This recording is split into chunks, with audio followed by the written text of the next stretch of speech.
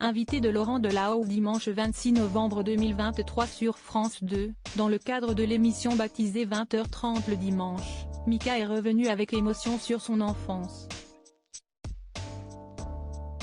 Le chanteur a notamment révélé comment la musique l'a sorti du mutisme. Présentateur emblématique du JT de 20h de France 2 le week-end, Laurent Delahousse est aussi aux commandes de plusieurs émissions hebdomadaires sur la chaîne publique.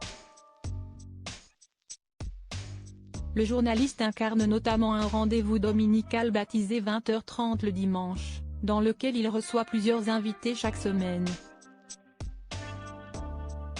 Dimanche 26 novembre 2023, Laurent Delahousse a notamment convié le chanteur Mika sur son plateau. Visage incontournable de la scène musicale internationale, le musicien d'origine libanaise est très populaire en France. Coach emblématique du télécrochet The Voice, diffusé sur TF1, Mika sera d'ailleurs de retour pour la prochaine édition du programme, prévue en 2024 sur la première chaîne. Face à Laurent Delahousse, le chanteur est revenu sur son enfance, qui ne fut malheureusement pas un long fleuve tranquille pour lui. Vous avez un parcours classique. À 8 ans vous vous retrouvez à l'Opéra de Londres, a tout d'abord rappelé le journaliste de France 2. Exactement, à 8 ans. En fait, j'ai eu des problèmes à l'école. Je suis renvoyé de l'école. Ma mère me dit, ok, pour un an tu ne vas pas aller à l'école. Il faut que tu reconstruises quelque chose d'autre, tu vas commencer à chanter. Et si est ma mère qui me forme avec un professeur russe. Je chante 5 heures par jour et je pleure tous les jours, a révélé Mika.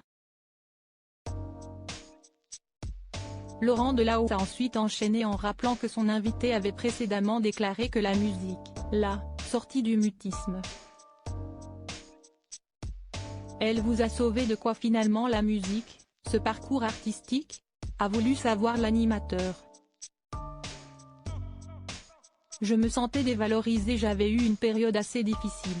Il y avait le harcèlement scolaire. J'étais très dyslexique. Ma famille a été déplacée. Tout ça a provoqué beaucoup de problèmes. Je ne parlais plus. J'ai oublié de lire la musique depuis cette période-là. Je ne la lis plus aujourd'hui, je fais tout à l'oreille. J'ai arrêté de communiquer. J'ai eu beaucoup de problèmes avec la lecture. Donc, je me suis enfermée dans un autre monde et surtout, je me sentais dévalorisée. La musique a reconstruit un système de valeurs pour moi-même, a expliqué le chanteur.